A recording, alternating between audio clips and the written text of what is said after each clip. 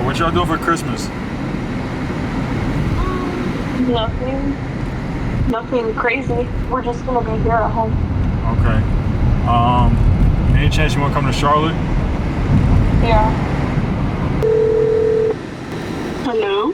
Talise, Hey. what's shaking? You want to come to Charlotte for a day or two? Hope says she's with it. For when? Like the 25th, 26th? Oh, I'm down. Yeah. Hello. Imani, Hi. ¿cómo estás?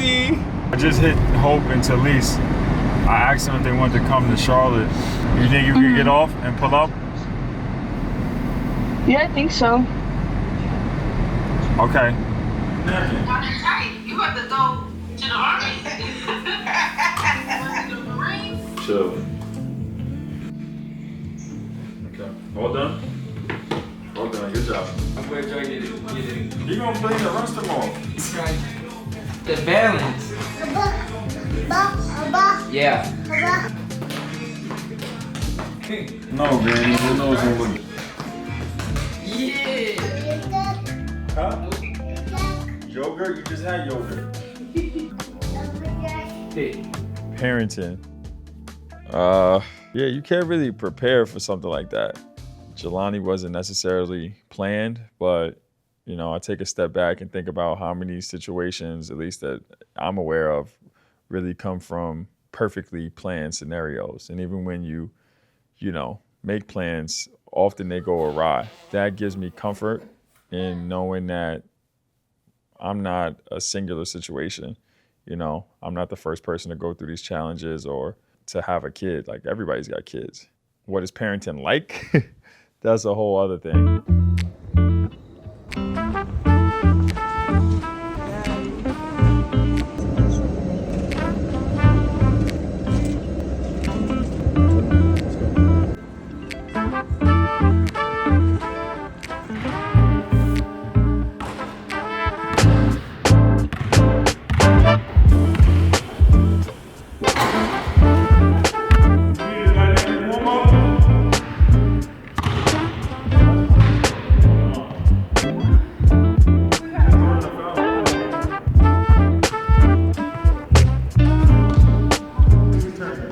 Shoot, my mom had me at 22, so you know, she probably had it harder than I do right now, for sure. But we have a special relationship. We connect on an intellectual level.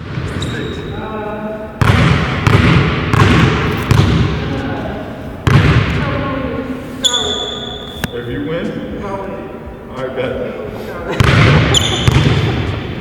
For at least 6 months. 6 months, I'll move to Charlotte.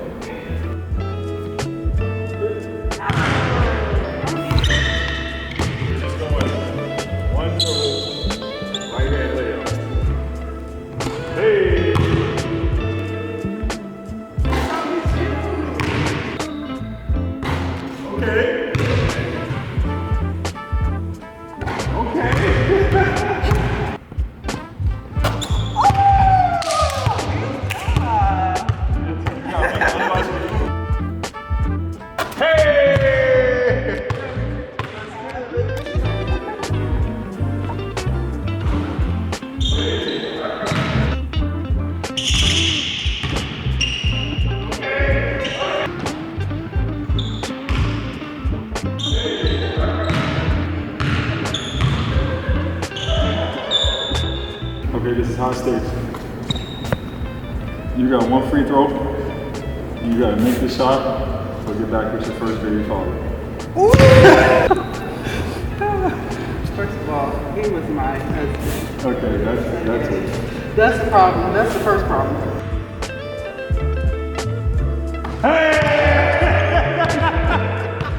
She knows me best, right? So she's always been somebody I can go to for advice. She really has a knack for, you know, being a mom. She knows exactly what each of her kids need, and I appreciate and love her. She is absolutely the best. I think this is the year. Really, it's gonna have to be. It's gotta be, right? We don't have a choice. What are we gonna do now? 2026. being specific about our goals, just being more intentional, scrapping the nonsense. By nonsense, less visits to Saints. How you know about that? People tell me I would have been, what's the red and white ones? Kappa. Oh, yeah. I guess the light skins always end up being Kappas. Yeah, little handsome, pretty boys. Yeah, the strollers. Yeah. I guess I traded in my strolling for a real stroller. That you did. Oh, my God.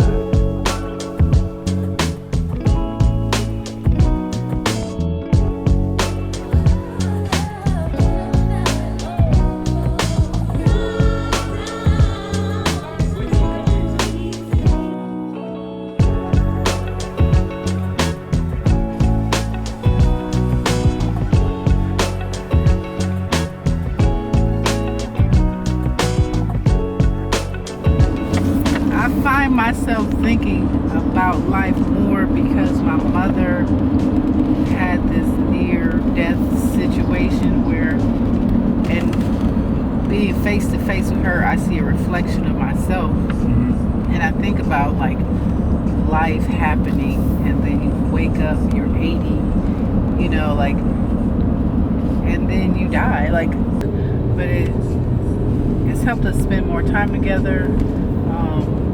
And I don't know, it just helps me kind of take a look at life too, because I see little parts of myself. And then it makes me think like how you have to really value the time you have with your family. Lady K. My grandma is one of my best friends and the best storyteller I know. Her story is actually really motivating, as she was strung out on drugs for 25 plus years and now sober for about 20. So I met this girl whose brother started the whole thing in California. He was we call him an OGG. She taught me how to be a crook. Please explain. Well, she would say, Carol, somebody come up to you and say, all right, what you gonna say? I said, good morning, how are you? She said, no, you gotta be down, you know. You gotta say, why you want to know? You know, but I can't explain it, I can't hardly talk, but anyway, she taught me this.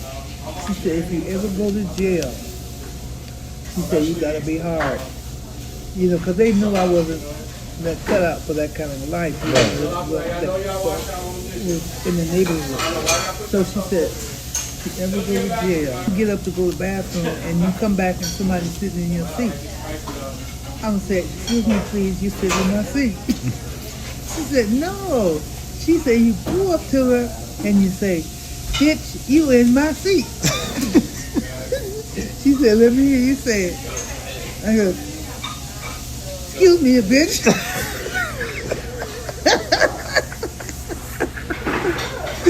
You in my seat. And she said, no, Carol, you can't say, excuse me, bitch, you in my seat.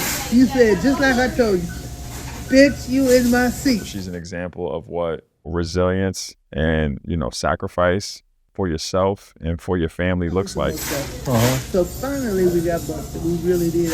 After like 10 years, I got busted. Plus, I was wondering what jail was like anyway. What?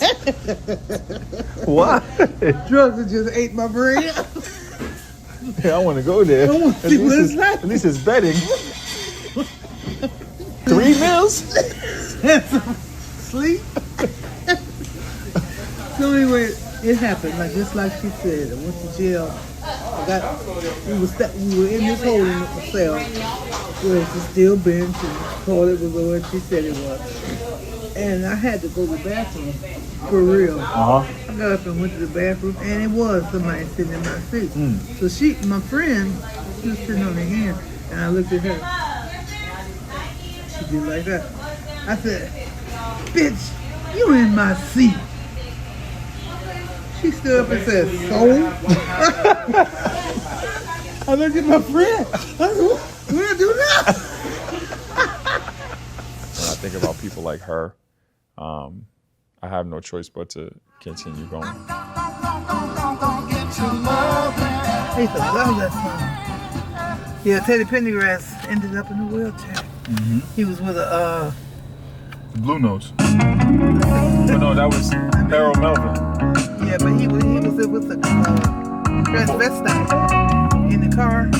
He was with a transvestite in the car. He got caught up like that, Yeah, the transvestite was in his blouse, you know. and then he lost his legs after that.